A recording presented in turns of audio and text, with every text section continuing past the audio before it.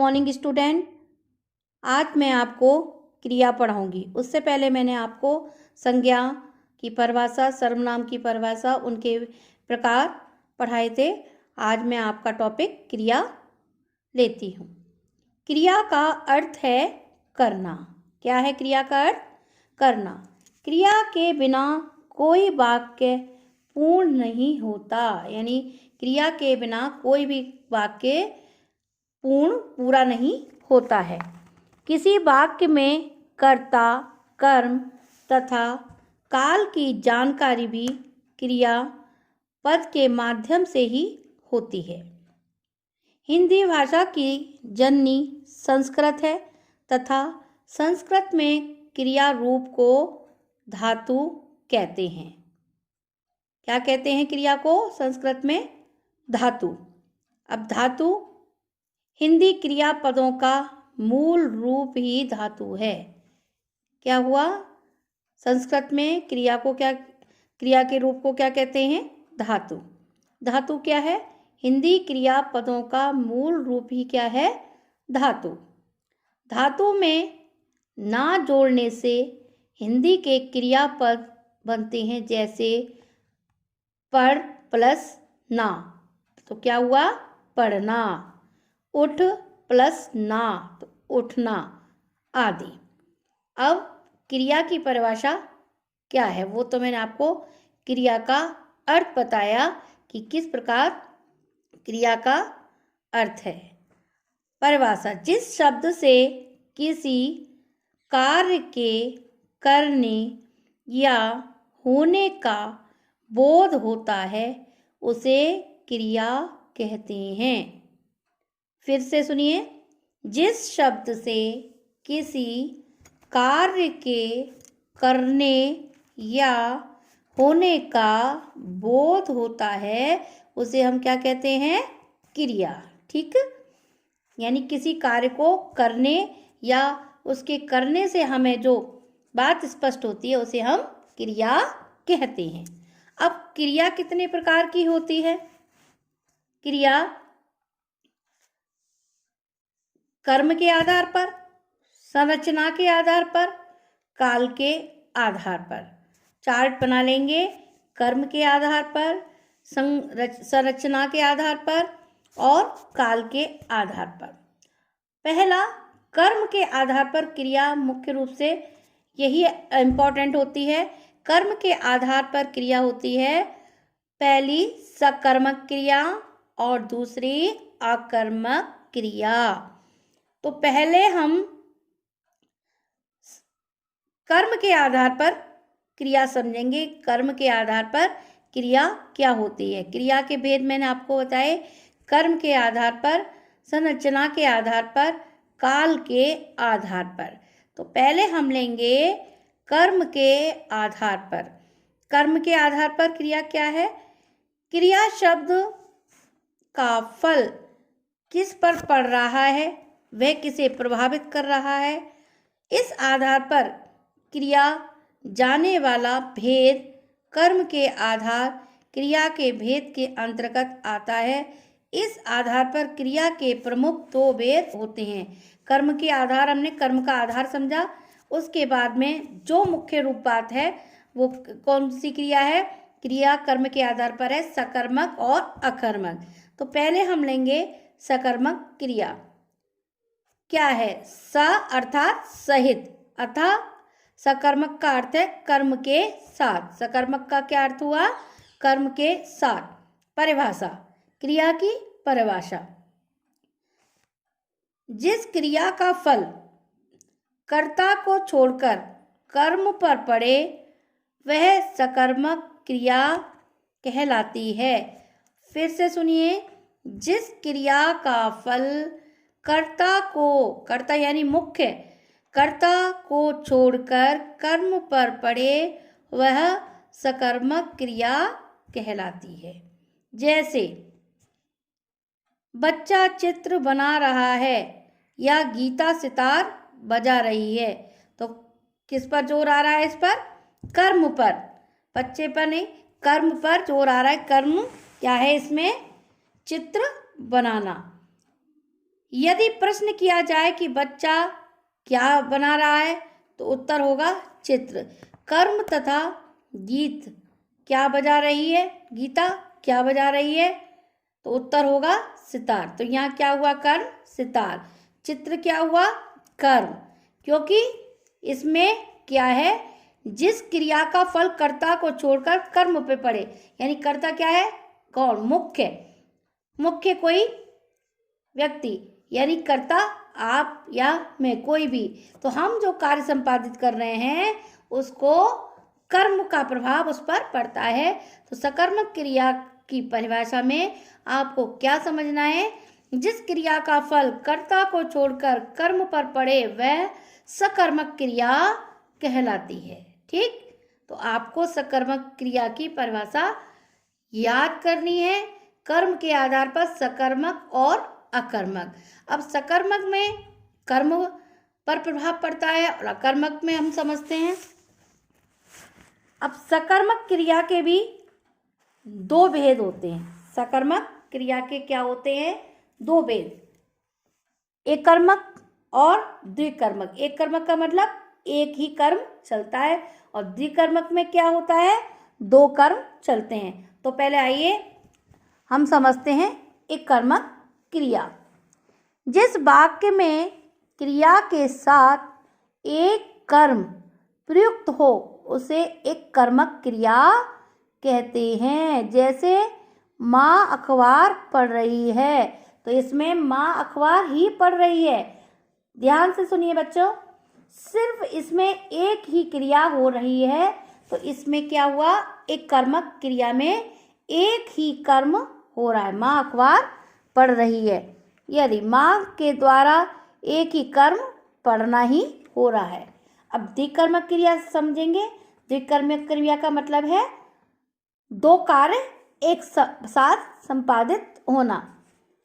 जिस वाक्य में क्रिया के साथ दो कर्म प्रयुक्त हों उसे द्विकर्मक क्रिया कहते हैं। जिस वाक्य में क्रिया के साथ दो कर्म हो उसे द्विकर्मक क्रिया कहते हैं। जैसे उदाहरण, अध्यापक छात्रों को कंप्यूटर सिखा रहे हैं। क्या सिखा रहे हैं, कंप्यूटर। किसे सिखा रहे हैं, छात्रों को। अध्यापक क्या सिखा रहे हैं, कंप्यूटर सिखा रहे हैं। क्यों सिखा रहे हैं, किसको सिखा रहे हैं, छात्रों को सिखा रहे हैं। तो इसमें क्या हुआ, दो बात आई। दो बात आने की, अध्यापक कंप्यूटर सिखा रहे हैं। क्या सिखा रहे हैं, कंप्यूटर। किसे सिखा रहे हैं, छात्रों को। तो आपको समझ में आ गई कि एक साथ दो बातें कही गई हैं, तो यहाँ पर द्विकर्मक क्रिया होती है। यानी कर्म के आधार पर क्रिया के फिर वापस दो भेद होते हैं, सकर्मक और अकर्मक। सकर्मक क्रिया की परिभाषा में कर्ता पर फल नहीं पड़ता, कर्म पर फल पड़ता है। इसके भी दो भेद होते हैं, एक कर्मक और द्विकर्मक। यानी एक क्रिया एक ही होती है और द्विकर्मक में दो क्रियाएं साथ में चलती हैं। ठीक है, तो आपने क्रिया की परिभाषा समझी, क्रिया का अर्थ समझा। कर्म के आधार पर ही मैंने पहले लिया है। एक कर्मक और द्विकर्मक किसके अंतर्गत आई, सकर्मक क्रिया के साथ में। तो आप इस वीडियो को बार बार सुनेंगे, समझेंगे, आपको सकर्मक और अकर्मक क्रिया आ जाएगी। अब हम लेते हैं कर्म के आधार पर अकर्मक क्रिया। जिस वाक्य में क्रिया का प्रभाव या फल कर्ता पर पड़ता है क्योंकि कर्म प्रयुक्त नहीं होता उसे अकर्मक क्रिया कहते हैं। ध्यान से सुनिए, जिस वाक्य में क्रिया का प्रभाव या फल कर्ता पर पड़ता है, उसमें सकर्मक में क्या था, कर्म, और इस पर कर्ता पर पड़ता है। आपको मुख्य चीज़ दोनों में, क्योंकि इसमें हम क्या करते हैं, थोड़ी सी भूल कर जाते हैं, तो मुख्य रूप से आपको सकर्मक में याद रखना है कि कर्म पर पड़ता है और अकर्मक में किस पर प्रभाव पड़ता है, कर्ता पर। तो जिस वाक्य में क्रिया का प्रभाव या फल कर्ता पर पड़ता है क्योंकि कर्म प्रयुक्त नहीं होता, उसे अकर्मक क्रिया कहते हैं। जैसे आशा गाती है, कौन गाती? कर्म है। और आशा क्या है? कर्ता। कौन गाता है? आशा गाती है। तो मुख्य रूप से इसमें किस पर आया? आशा गाती है। ठीक है। अब हमने कर्म के आधार पर क्रिया को समझ लिया, सकर्मक और अकर्मक। सकर्मक के दोनों भेद पढ़ लिए, अकर्मक क्रिया के बारे में पढ़ लिया कि उस पर कर्म पर प्रभाव न पड़ के कर्ता पर पड़ता है। अब हम जो कि हमने पहले आपको समझाया कर्म के आधार पर, संरचना के आधार पर, अब हम संरचना के आधार पर क्रिया को समझेंगे कि क्रिया क्या है। संरचना के आधार पर जब दो या दो से अधिक भिन्न अर्थ रखने वाली क्रिया का मेल हो, उसे संयुक्त क्रिया कहते हैं। जैसे संरचना के आधार पर क्रिया, वाक्य में क्रिया का प्रयोग कहाँ किया जा रहा है, किस रूप में किया जा रहा है के आधार पर किए जाने वाले भेद संरचना के आधार पर कहलाते हैं। फिर वापस से सुनिए, संरचना के आधार पर वाक्य में क्रिया का प्रयोग कहाँ किया जा रहा है, किस रूप में किया जा रहा है के आधार पर किए जाने वाले भेद संरचना के आधार पर कहलाते हैं। इसके 5 भेद प्रकार हैं। इसके संरचना के आधार पर क्रिया के 5 भेद हैं। संयुक्त क्रिया, संयुक्त क्रिया, नाम धातु क्रिया, प्रेरणात्मक क्रिया, पूर्णकालिक क्रिया। पहला संयुक्त क्रिया, नाम धातु क्रिया, प्रेरणात्मक क्रिया और पूर्वकालिक क्रिया। पूर्वकालिक क्रिया। ठीक, तो पहले हम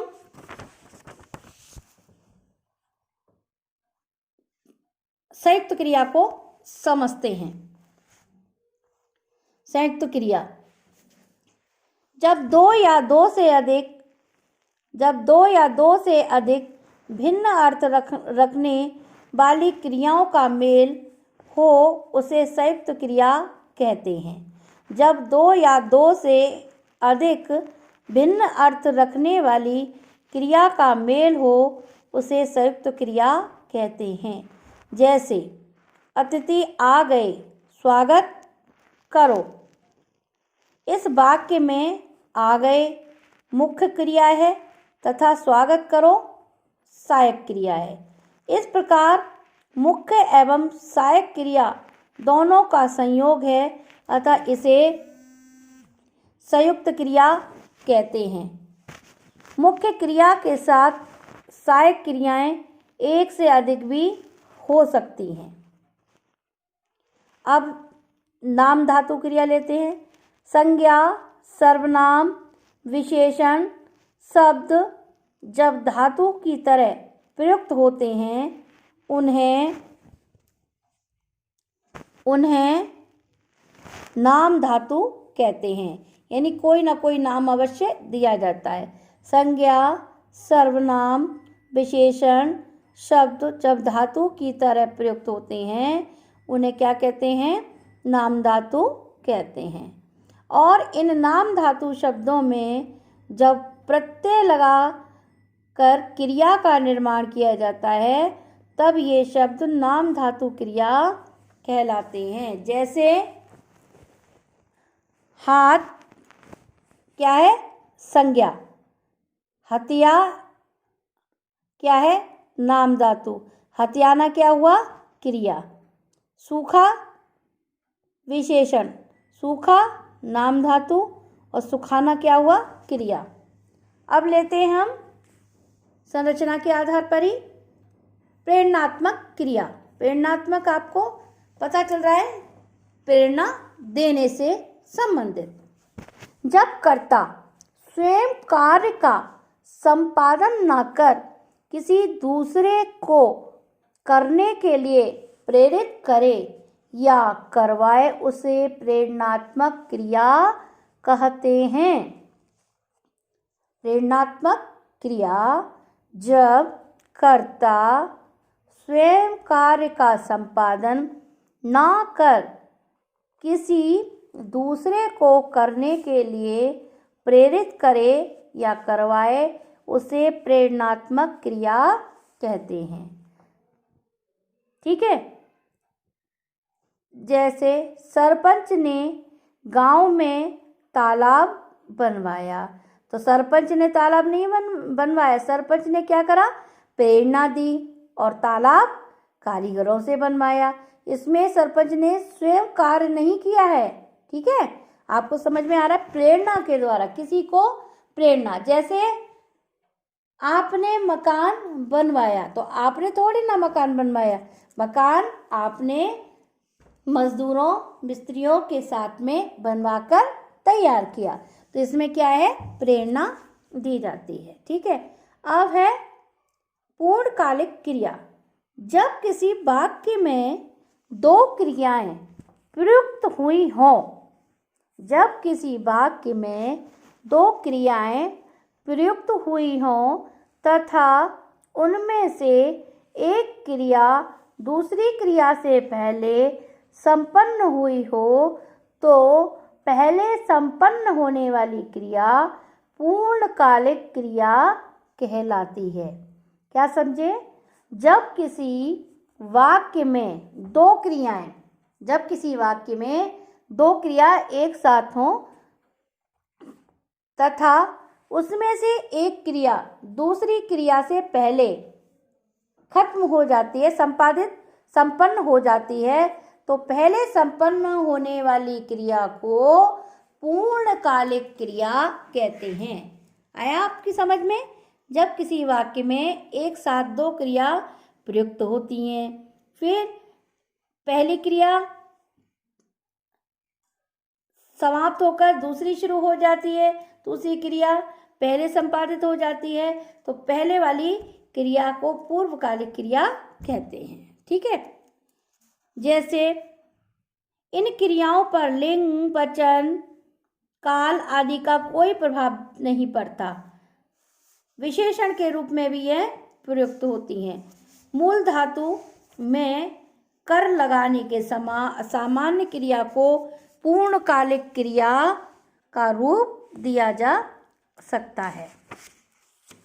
इन वाक्यों में खेलकर, खेल मूल धातु एवं पढ़कर मूल धातु पूर्वकालिक क्रिया कहलाएगी। ठीक है। अब है आपका कृदंत क्रिया।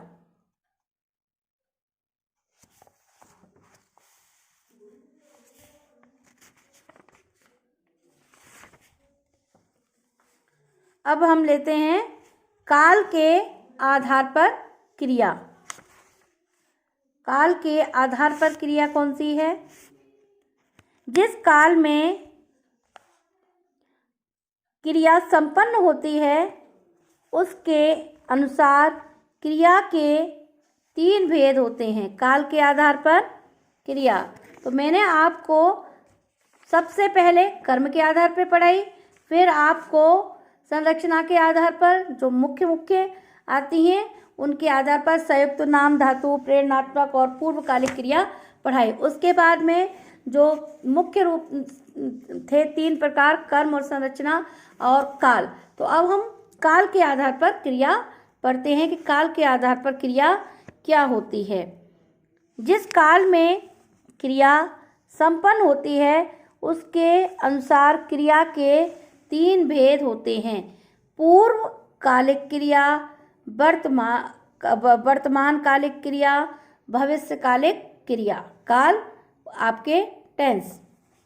क्रिया का वह रूप जिसके द्वारा बीते समय में कार्य के संपन्न होने का बोध होता है उसे भूतकालिक क्रिया कहते हैं। क्या?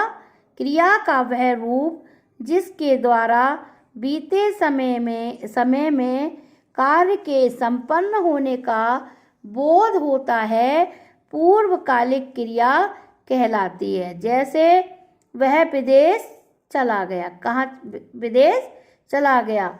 उसने बहुत सुंदर गीत गाया। ठीक, तो काल के आधार पर ये समझना है। वर्तमान काल क्या है? क्रिया का वह रूप जिससे वर्तमान समय में कार्य के संपन्न होने का बोध होता है, उसे वर्तमान कालिक क्रिया कहते हैं। क्रिया का वह रूप जिससे वर्तमान समय में कार्य के संपन्न होने का बोध होता है, उसे वर्तमान कालिक क्रिया कहते हैं। जैसे गीता हॉकी खेल रही है, विमल पुस्तक पढ़ रहा है। ठीक है, तो ये आपका क्या हुई? वर्तमान कालिक क्रिया। भूतकाल क्रिया का वह रूप जिसके द्वारा बीते समय की बात कही जाए, उसे हम भूतकाल कहते हैं। वर्तमान जो हमारा चल रहा है, भविष्य आने वाला समय। तो भविष्य में क्या है? क्रिया का वह रूप जिसके द्वारा आने वाले समय में कार्य के संपन्न होने का बोध होता है। क्रिया का वह रूप जिसके द्वारा आने वाले समय में कार्य के संपन्न होने का बोध होता है, उसे भविष्यकालिक क्रिया कहते हैं। जैसे गार्गी छुट्टियों में कश्मीर जाएगी। जाएगी यानी सीता छुट्टियों में कश्मीर जाएगी। तो इसमें क्या हुआ? जाएगी, गई नहीं है, न जा चुकी है।